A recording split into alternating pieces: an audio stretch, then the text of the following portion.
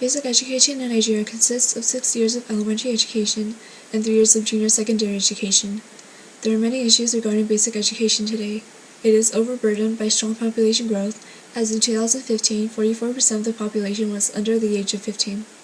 According to the UN in 2010, 8.73 million elementary school-aged children received no education, making Nigeria the country with the highest number of out-of-school children in the world.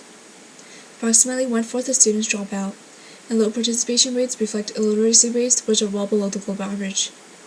There's also an issue with girls' education, as the proportion of girls to boys ranges from 1 girl to 2 boys to 1 girl to 3 boys. In addition, there are distinct regional differences in participation rates between the wealthier South and impoverished North. The government has tried to address the lack of adequate education by implementing the Universal Basic Education Law in 2004 to fight illiteracy and extend basic education opportunities to all the children. It has also built thousands of new schools. However, the facilities are often poor, the teachers are inadequately trained, and participation rates are still low by international standards. Secondary education in Nigeria lasts 3 years, and it consists of grade 10 to 12. However, only 29% of the students who start secondary school graduate on time at 17, and at the secondary level, the ratio of student to faculty was 62 to 1 in 2009. In 2014, they reformed the system to have 4 cross-cutting core subjects along with a compulsory 4 subjects. However, there is an extremely strong focus on vocational training in hopes of employing youth. Some such institutions are Vocational Enterprise Institutions and Innovation Enterprise Institution for Employment in the Private Sector. The Senior Secondary Certificate, also known as SSC, ends at grade 12 with 7 to 9 subjects being tested and the exam can be retaken. Despite this fact, in 2010, 80% of students failed the SSC because they had no credit passed in English, math, and 3 other subjects. And testers are extremely vulnerable to corruption and fraud. In 2016, West African Examination Council ceased recognizing 113 secondary schools implicated in examination malpractice and nullified results of 30,654 candidates for 2012 SSC exam. Nigeria, in addition, also has a robust tertiary educational system focused on government, public, and private institutions whom educate the public. Admissions to universities is determined by the UTME, or Unified Tertiary Matriculation Examination, alongside the aforementioned SSC exam results. These tests are overseen by a board of exam officials and admissions officers. Nigeria has 40 federal, 44 state, and 68 private institutions, with a recent boom in how many universities have formed across Nigeria. Between 1980 and 2017, 136 universities have formed across the country, with over half of them being private institutions. Universities are almost exactly like ours, with a similar 4-year bachelor degree program, and master's theses and professional postgraduate programs. And similar to ours, there are also issues with admissions. Of course, their issues are more exacerbated than they are here in America. In the university system currently in Nigeria, for every 3 students who apply, only 1 actually gets to go to college. However, this number is much better than it was 10 years ago, when it was a ratio of 10 to 1. Alongside the horrible amount of seating, 47% of Nigerian college graduates do not have employment due to a floundering job economy.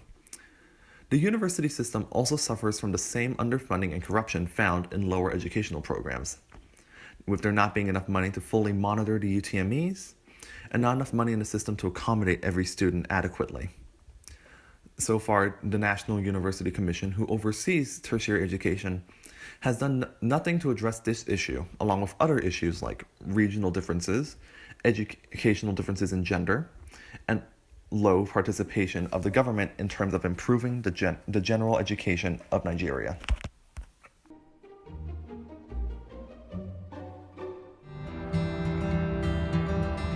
In an agricultural village that is too small to appear on most maps, a simple school is having a profound impact on education in northern Nigeria.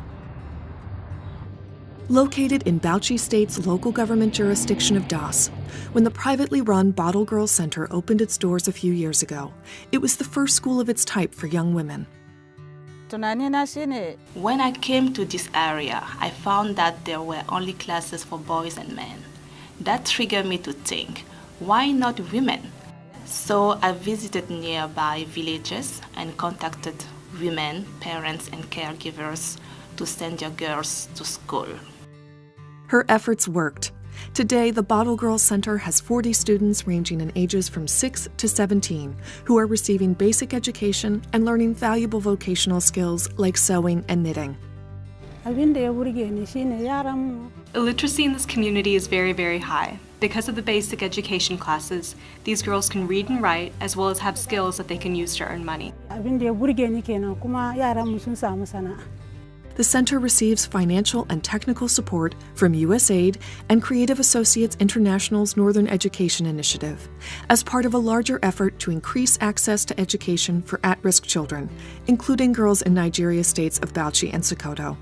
The young women in the Bottle Girls Center are the fortunate ones.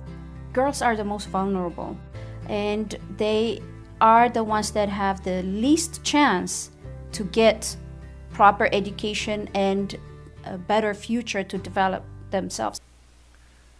The government response is to universalize free basic education for all system. Unfortunately, despite recent improvements to total enrollment numbers, this is lacking, as there are 4 facilities underfunded, inadequate trained teachers, and low participation rates of 68.3%.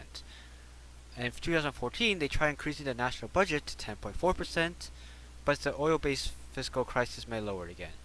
And now for some higher education, they have upgraded some polytechnic and colleges of education to more status of degree-awarding institutions, and they have better education relation data. And in fact, in 2013, the federal government has announced plans to create 6 regional mega-universities, able to admit 150,000 to 200,000 students each. However, this has not come to terms yet, and the government still has to deal with underfundment and their problems.